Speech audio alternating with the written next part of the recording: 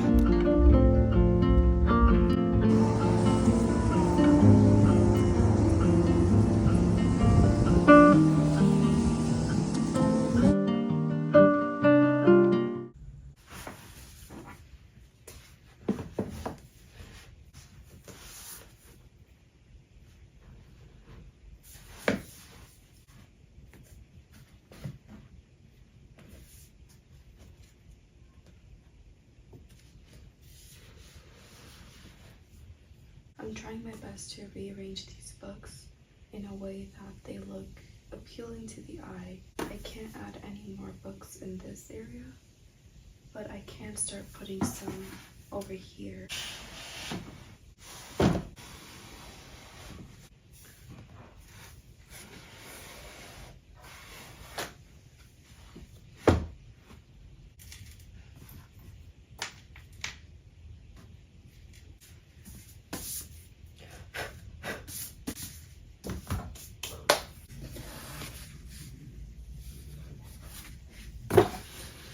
This is the only album I have, which is Stray Kids' mini album from a couple years ago. I really like having this, even though I haven't flipped through it in months.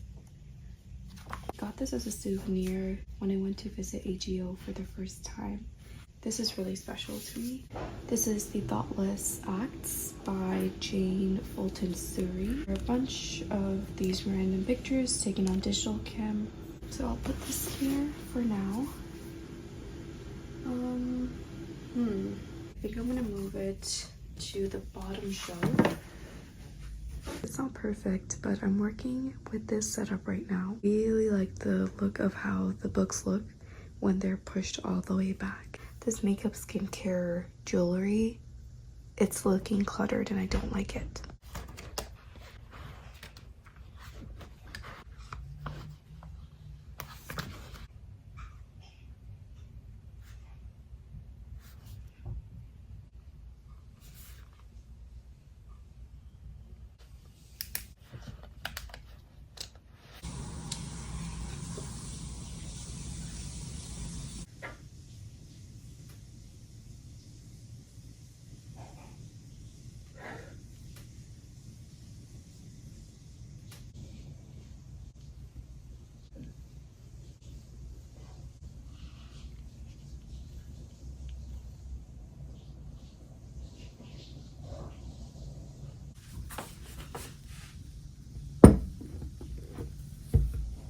I'll be snacking on my coffee and a banana while I try to finish this birthday card. I'll be using these watercolors to paint the front of the page just because this is watercolor paper, and then write my message inside.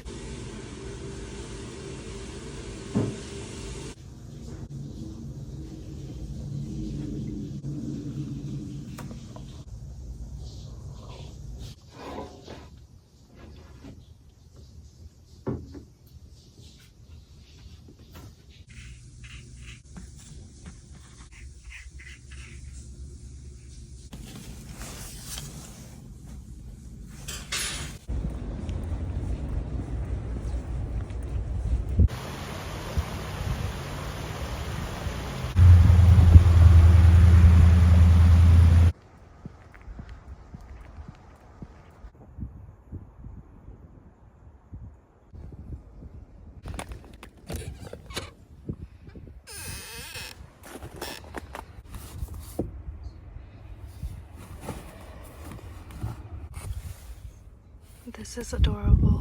I really love flipping through children's books just because they're innocent and the illustrations are really, really sweet.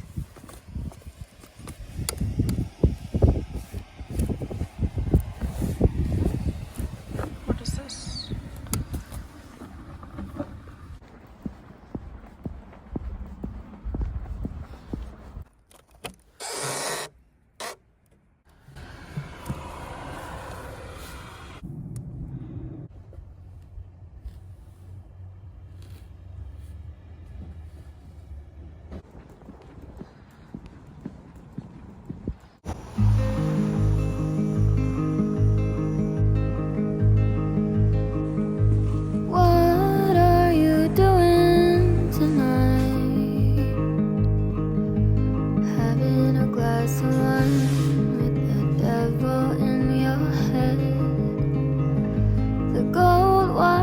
Got from your dad always says the wrong time intertwined. Morning coffee late at night, wasting so much time sitting around wishing I could go somewhere I've never been.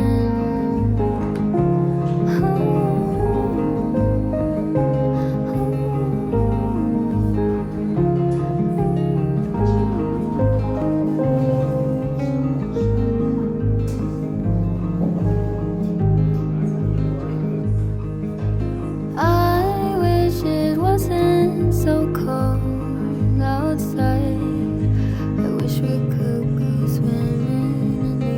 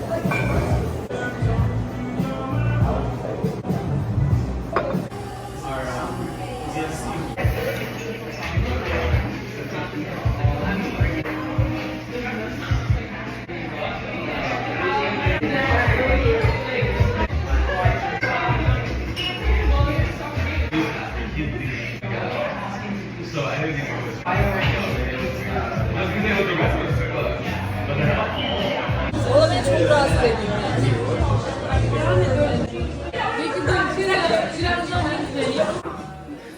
Ama bende çok güzel çıkıyor. Baksana bende hiç böyle çıkıyor. Oha Müşen bu niye bu kadar? Annem çok mu çok hoşlanıyor? Oo. Annemin de maçı içmesi gerekiyor. Annemin karşı bana maçı yapıyor. Anneme gönderdim maçı. Ama tabii ki böyle şuruplu.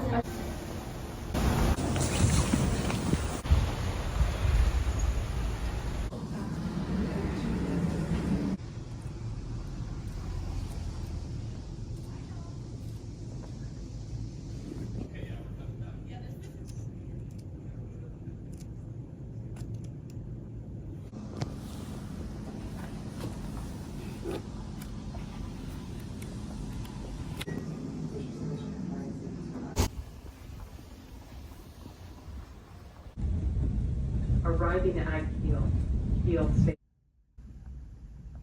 Dun, dun, dun. Room updates. Last year when I purchased this bookshelf, I made the mistake of getting this walnut color, and my brother was the one that was insisting for me to get it in white, and I didn't listen to him.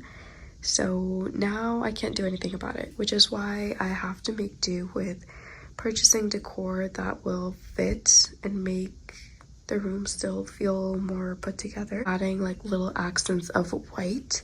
So my bed looks great. I love the white sheets and the pillow and my little bear. This is one of the new purchases, my lamp.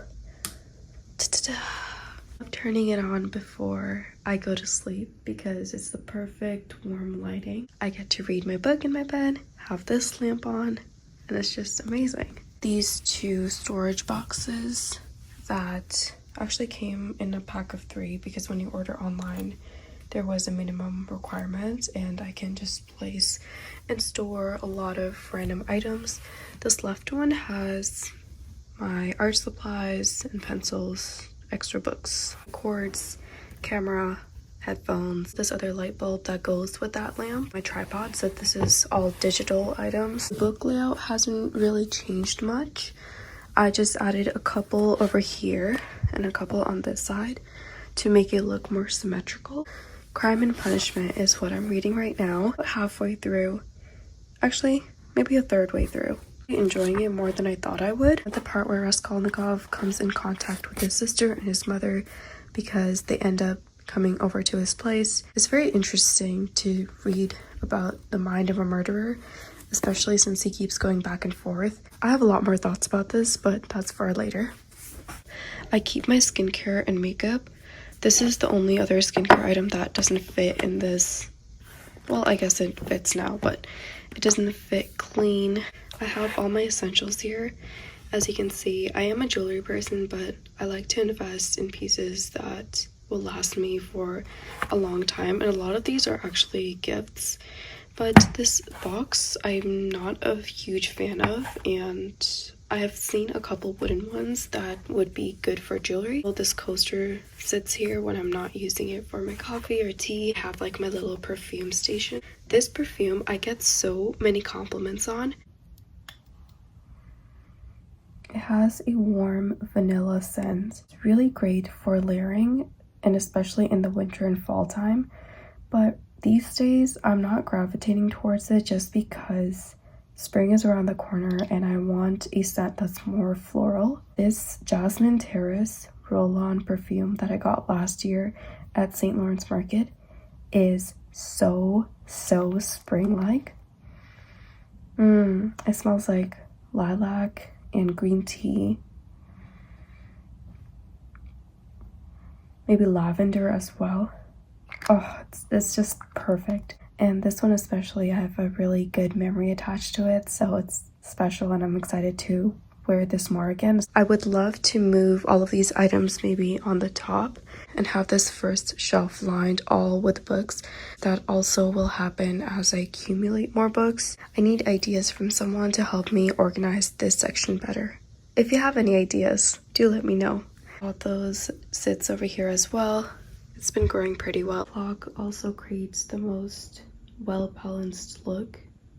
It's dainty. I would say it honestly has become one of the centerpieces of this room alongside with the lamp, so I'm really happy about this purchase. Of course, there are things that I would still like to change. For example, this hook, getting this in the same tone or maybe even the exact walnut color as the bookshelf would be great to have those matching. I'd love to change the planters, get maybe ones that are made of ceramic or another kind of material. I've been thinking a lot and writing a lot actually about how I can better show up for myself this month and just habits that have been working and that I can start implementing. I would say January for sure was more of an experimental month. A lot of new events were taking place in my life. Adjusting to them always takes time. A big thing for me was that I decided to do a no-buy month starting February 5th to March 5th. I'm not going to be purchasing anything. That has directly to do with my biggest goal that I'm working towards right now, and that is to limit my social media use. It's not like I'm using Instagram for watching anything that makes me self-deprecate. A lot of my Instagram feed is about books and cafes and outfits, sometimes like what's in my bag, things like that. Even if it's actually more than 15-20 minutes, I start feeling this emptiness inside me. I think that's the best way I can explain it. Things that I really love and enjoy are journaling, books, interior design, as well as drawing and outfits. Like, these are the kind of themes that I have in my life and that I'm interested in. So of course the algorithm picks that up. But if all I'm being fed is how different girls are putting together different outfits and I'm getting so many photos and videos of what's in my bag, I'm going to feel more inclined to also partake in those trends. A lot of these girls that I follow have their own curated personal styles, and that's something that I'm advocately working towards. I just want to have one page where at the end of the year I can look back to and say, this is what defines me. This is part of my identity and this is my style. Sometimes inspiration can become obsessive. I told myself that I would be putting limits on all of my social media apps, and the only social media app technically that I have is Instagram. I put a 10-minute limit on Instagram and Pinterest, and then I put a 30-minute app limit on Netflix and YouTube. In order for me to be more present, I have to put those restraints. And for so long, I was struggling with the habit of logging off of Instagram or of putting the app away. Whenever the pop-up came that there's 5 minutes left, I would hit ignore for today and I would continue scrolling for hours. It really wasn't and isn't energizing. Now that I have a firm routine where at 9:30 I log off and for half an hour before going to sleep I read, I've been having a full night's rest and I don't feel as lethargic. I've also cut out coffee straight first thing in the morning. I now drink it midday. Anyhow, those are the atomic habits that I've been implementing. The funny thing is, I had always taken to YouTube videos or articles for trying to find ways in how I could stay motivated. And then I remembered the other day that I have this book, the first read in 2024, remarking some of the quotes and also ways that I can track my habits down. If I can recommend any self-help book, it would be Atomic Habits by James Clear. Truly such an easy read and applicable in every aspect of your life.